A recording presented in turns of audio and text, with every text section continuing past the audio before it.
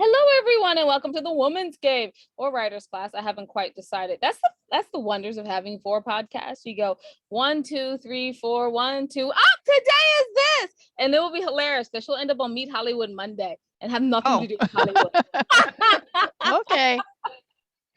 Now I really needed to put my false eyelashes on for that one. Oh my goodness, the spectacular Maggie Smith. Oh, that means that you know who's being interviewed. That's gonna be weird. I can't wait till Jade sees this and go, you couldn't even stay on the format of the podcast. No, it's the same reason why I have on no lipstick. I'm not on the format of anything today, including the format of Winona. She laughed. I don't know who's here, but she laughed. Anyway, you're not here to hear about me. I lied because I have to do books. I was about to jump right into interviewing the guests, and then I was like, hold on, books. Told you I wasn't here today. Just there we go.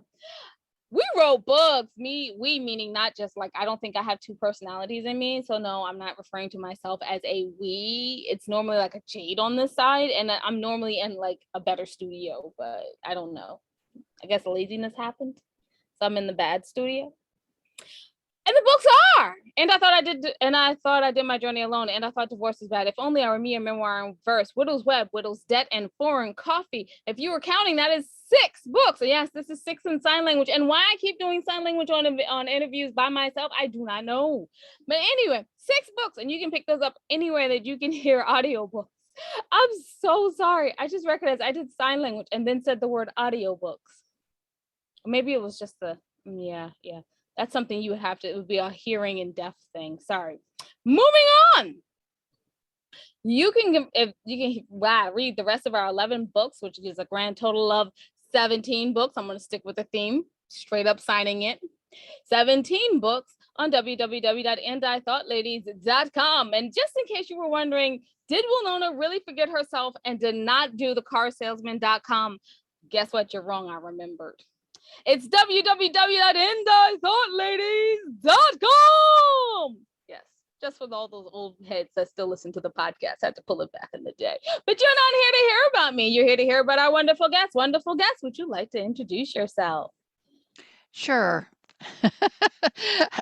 I feel like I should be talking really fast to match you. I'm Maggie Smith. I live in Milwaukee, Wisconsin. I'm a debut author at kind of late middle age. One novel, not 17, just one.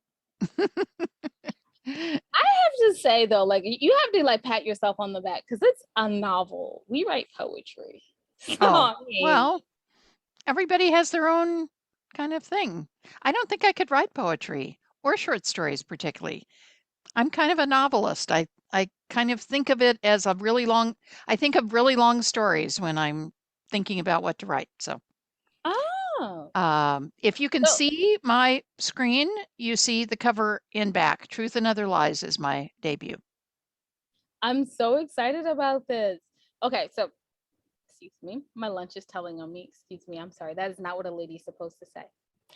But you have interviewed so many authors, so it feels weird for you to say debut author. It's just like, what? It is. People are going, you didn't write a book before? Why? I volunteered about 4 years ago to be a podcast host for the Women's Fiction Writers Association. And at that time, we only had 500 members. Now we have 1,800 members, which just means lots and lots and more people are writing women's fiction books and having their debuts and getting published. And so I've got a very long list of people. So yeah, I did my 137th interview yesterday. I do one every week. And the women I meet through that and interview are fantastic. They each have such an interesting story to tell, from self-publishing to publishing with the big 5 agencies. I've interviewed people from Vietnam and Australia and Africa and Canada and Europe and a lot, of course, in the United States. And my husband tells a story. Every time I'm up in my office on Monday or Tuesday, whenever I do it, I walk downstairs and I say, I just interviewed the most interesting person. And he says, you say that every week. And I say, well, but listen to what this person told me.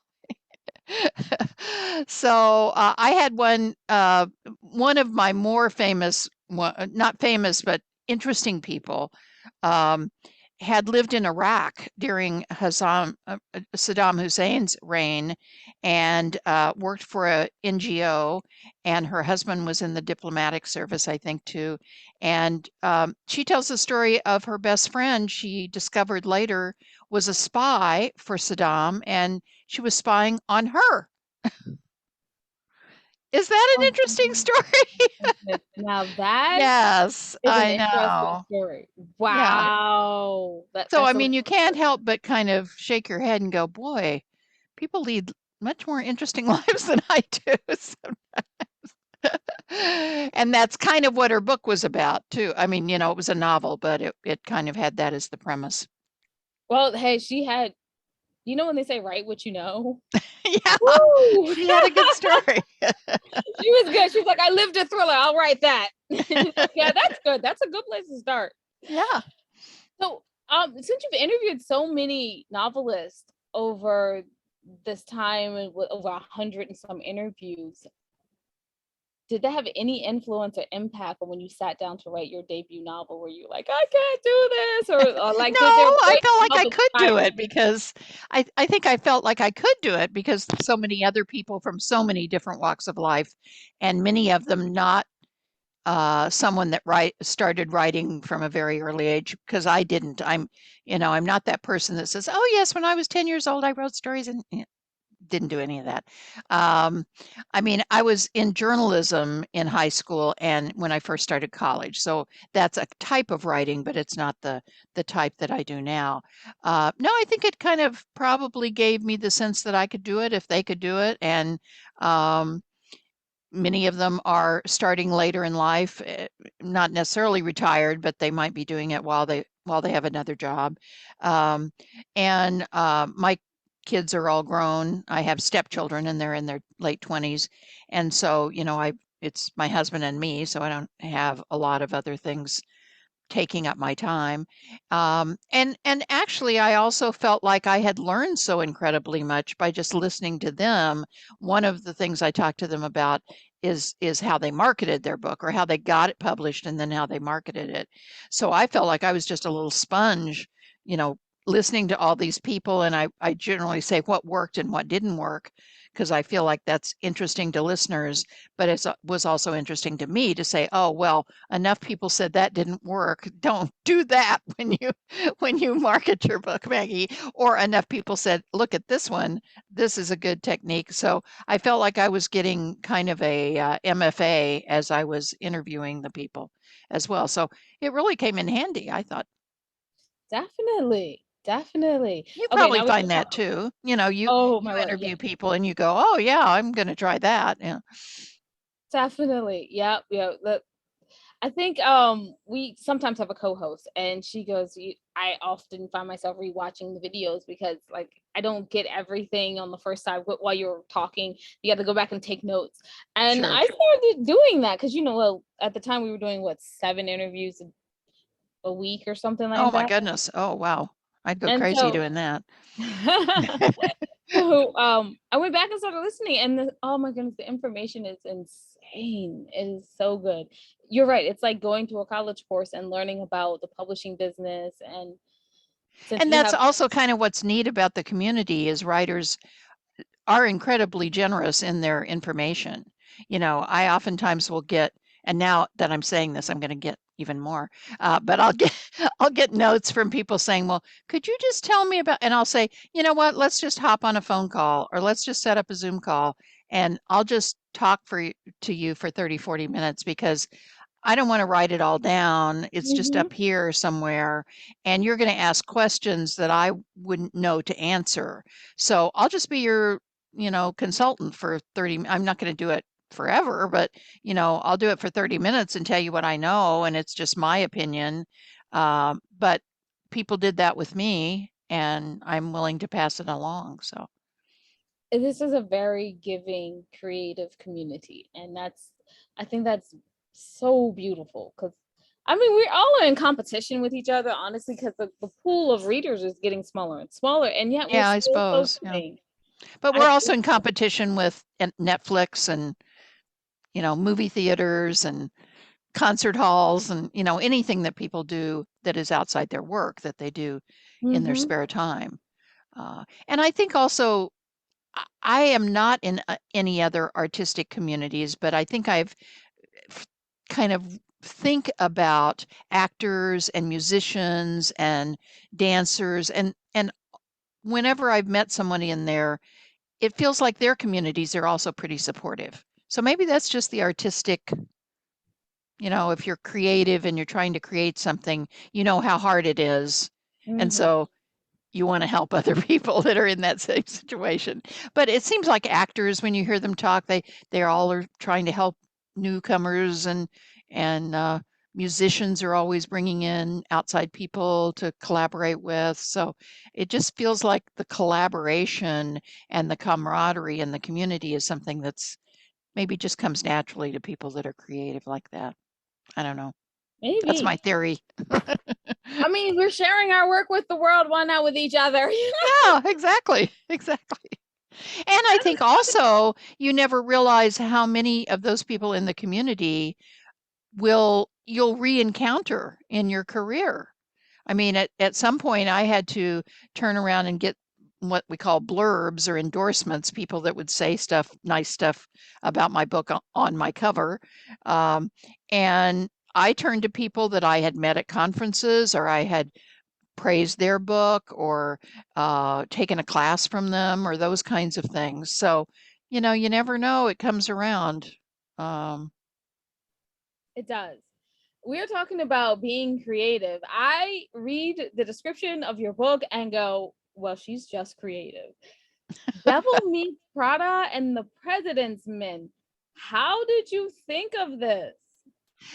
well, I actually started with a very simple concept and something that everybody writes about is family, and I started with mothers and daughters. And with the concept kind of coming out of my own background of not feeling very close to my mother. I know a lot of people have a very close relationship with their mother, but that was not the case with me. And so when I reached my mid 20s, I was really kind of searching around for role models that would serve that function. What am I going to be when I grow up? When I become a fully grown adult woman, and who am I going to pattern myself after? And I wasn't finding that in my mother. So I was looking for outside role models primarily in the workplace. And so I thought that would be an interesting dynamic to deal with it, have a young woman at 25 and her mentor and her mother, and those three circling around each other and fashion a story that would be about that. And of course, nobody wants to read about just regular old people living in a neighborhood. So I made these people a little larger than life. So the mother is running for Congress, and the mentor is a world famous Pulitzer Prize winning journalist. I tell people it's kind of like Diane Sawyer or maybe even Oprah. I mean, this person. They walk down the street, people go, "Oh, you know who that is?" And that's the person that this person winds up working for, who is kind of her mentor. So that's the Devil Wears Prada storyline.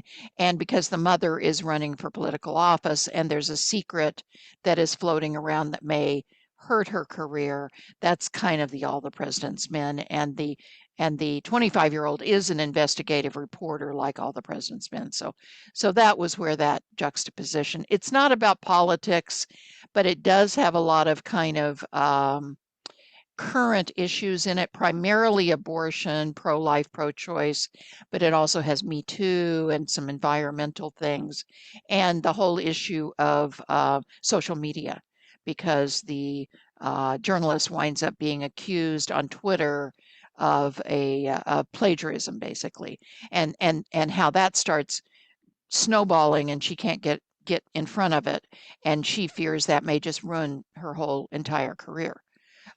So there's lots of kind of current topics that are hot that are in the book.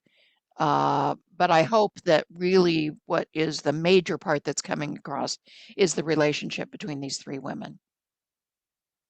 Definitely. You're And listening I love very how you put it attentively. down. Yeah, I love how you put on the bottom 3 women, 2 secrets, 1 life. Oh my I've been goodness. thinking a lot Talk about, about I've been thinking a lot about, and I'll ask you too, if is a secret always a lie? no. No, see, it isn't always. That's what I feel like too.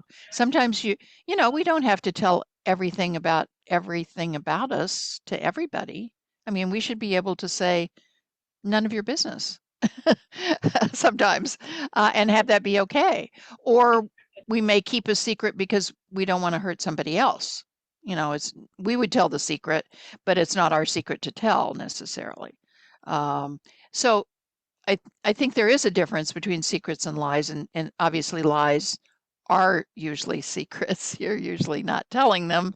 Uh, but in this case, um, one or two of the characters has a secret that they're not openly lying about, but they'd just as soon not come out, I guess I'd I, say. I think when you said our secrets always lies, and no, normally it's something that happened that's true that needs to be lied around. So the event is true, Yeah, but the reaction are lies. yeah. And why you chose to keep it a lie. I mean, like I said, it may be something that you're embarrassed about or that might reflect badly on you. You wish you hadn't done it. Or, like I said, you just say, well, I mean, that was in the past and it's nobody's business. When you meet a new Definitely. person, for example, you don't just open your chest and say, here, look at all my dirty laundry. You may do it after you get to know them and you trust them a little bit more, but initially you're letting your secrets out over time as you get closer to the person and as you trust them more. And I think your book, your title actually goes well with Our Secrets Always Lies, Truth and Other Lies. Okay, I don't do segues here, so we're just jumping. Okay. Just jumping. Okay. Okay. You, madam, have a cool job. Am I I right? do. You're managing editor of the online Yes. literary publication, The Right City magazine. Can you tell us a bit about becoming, first of all, managing editor, and then a bit about the magazine? Well, I'll start with a bit about the magazine. It's an online magazine, The Right City Magazine of the Chicago Writers Association. And I live in Milwaukee, but I'm 90 minutes from Chicago, and my book takes place in Chicago. And so I've been involved with the Chicago Writers Association. So I got the job when the person that had had it for 10 years um, uh, didn't want to do it anymore. She was feeling like she was neglecting her writing and not getting anything done. We basically publish every 2 weeks, and we publish original short stories and poetry, very occasionally creative nonfiction, very short stories. They're 1,800 words or less, so really, really short. Um, and we also publish, Chicago Writers has a Book of the Year awards and a first chapter contest. So we publish those winners as well. And I have 4 associate editors. I have 3 that help with the short stories, and then I have a poetry editor, and she reads the poetry. And I kind of manage the project and manage the submissions and them getting things to read. And then I'm also a reader as well. I'd say we probably only accept about 10% of the submissions that we get, which is probably fairly standard, I think, for most literary magazines. We pay a slight amount, which makes us a little bit different. It's $35 for a short story, so it's something. Not everybody pays anything, um, and we get lots of submissions. So I think people have been writing a lot during the pandemic. People that hadn't necessarily written before, and we get a lot of submissions from overseas actually. And so it's interesting how many different ways we get it. How I got the job was just simply being asked. It's a volunteer position. So the former editor asked me if I'd like to do it, and I said, sure. So I have to ask, how do you get all that reading and writing with a debut novel coming out? How do you do it? Well, my three editors help. They sometimes it's so many that we don't all read everything. That is the idea, that we all read everything, and then we kind of not exactly vote, but we chime in with what we think. Um, if we get very overwhelmed, then I read and one other person reads, and so we can spread it out a little bit. The poetry person, unfortunately, all of that falls on them. But poetry isn't usually quite as long to read. And if we get very overwhelmed and we just came off of one of those times, we just close for submission for a while until we catch up. So I think that's something that a lot of magazines do. So I find it's a nice break. I write in the morning when I'm fresh, and then in the afternoon I will do either that. I blog for a association called Rocky Mountain Fiction Writers, which is in Colorado, and I do the podcast. So those are my three little things related to writing, but they aren't my own writing. I guess the blog is my own writing, but so it's a nice mix. And that's because I don't work at another job. I had a company in a totally different area. I sold artwork for a living.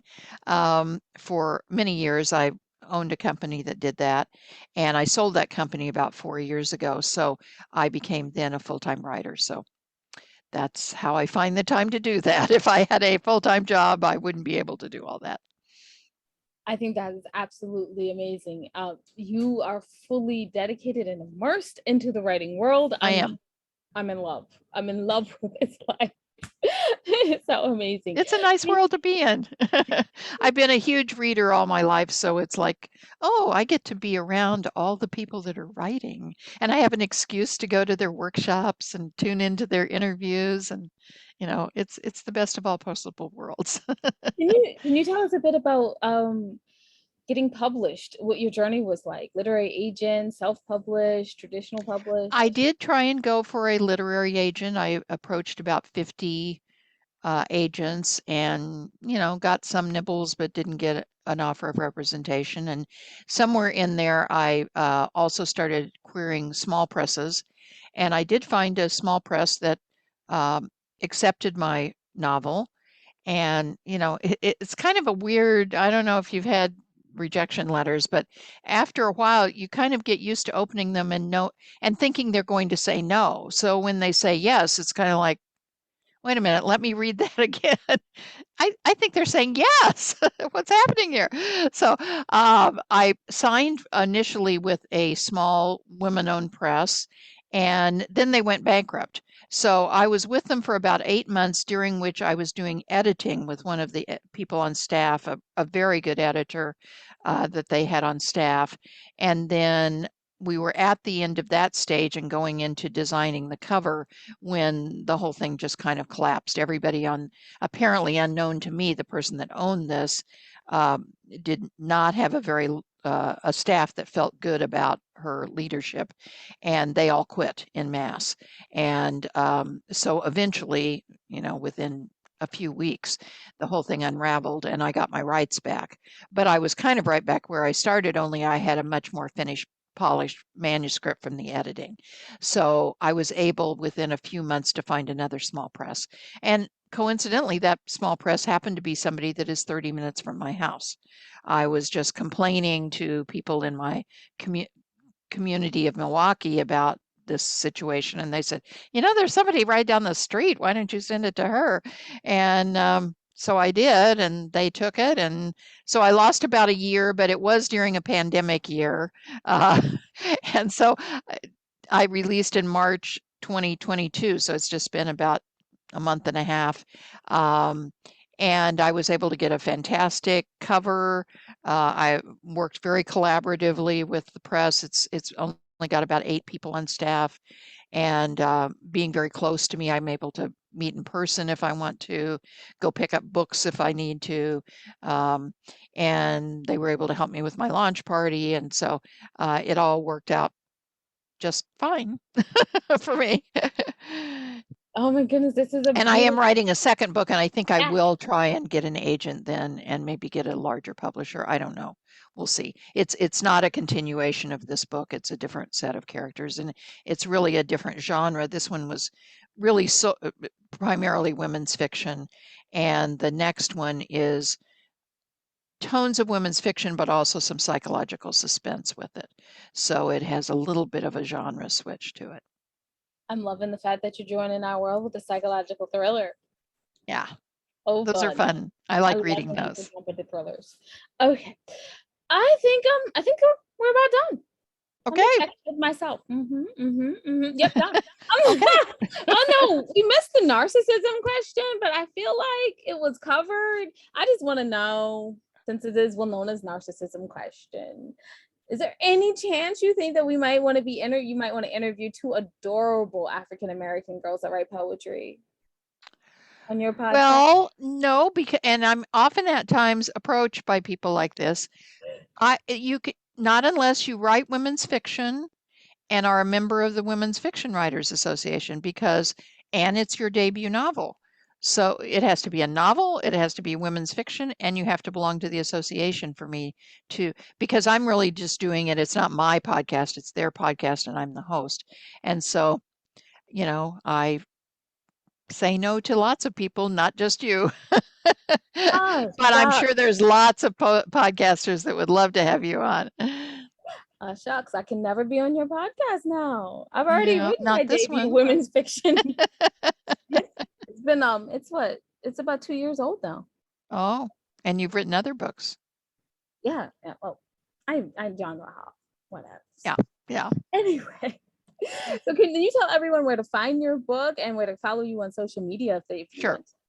I primarily am active on Instagram because I'm a very visual person. So I am Maggie Smith Writes, WRITES there. And please follow me. I'd love to have you. I've about 3,000 followers, so room for lots more. I publish, I post about my own novel, of course, other writers and their debuts or new books. I do cover comparisons, so I'll post about that. I also do post about dogs because I'm a foster rescue mom. So, so lots of different things there, but that's primarily, and my website is very similar, but Maggie Smith Writer, WRITER.com. All the podcast episodes are on that site, as well as a few reviews that I do, more about the novel. I love doing book clubs, so if you want to have me as a guest on your book club, there's a tab there for that. Um, I write blogs, so I have the blogs there. So those two places, Maggie Smith Writes and Maggie Smith Writer on Instagram. And where you can find my book is you can order it from bookstore.org, IndieBound. Your local bookstore can order it if they're not carrying it. And if they're in Chicago and Milwaukee, they might be carrying it. And it's on Amazon and Barnes and Noble, and I think Walmart and Target, most of the online retailers as well. I also have an audiobook, great narrator that did it, and an ebook. So it's available in all three of those. And Thank you stop so by much. and take it home with you. And lots of libraries I've had a lot of orders from libraries, so it might be at your library as well. Thank you. It's been such a pleasure having you. You have, oh my goodness, you changed your life around from art to writing and immersed yourself in it. And we have truth and other lies as a result. I'm excited. Can Thank I you. just say that one more time? I need to say the tagline one more time. 3 women, 2 secrets, 1 lie. Oh my goodness. Talk about a nice little line to explain the book. Yeah. I'm thinking about something else. It's what is it? I can't remember what it is now. It's not important. I'll figure it out later and then I'll be like, oh my God, that's exactly what I'm thinking of right now. Anyway, perfect line to explain the book. So you guys can pick that up on Amazon. And I guess I'm going to wrap us up since I'm the only one here. There's no Jade. I guess it's just me that's going to have to wrap us up.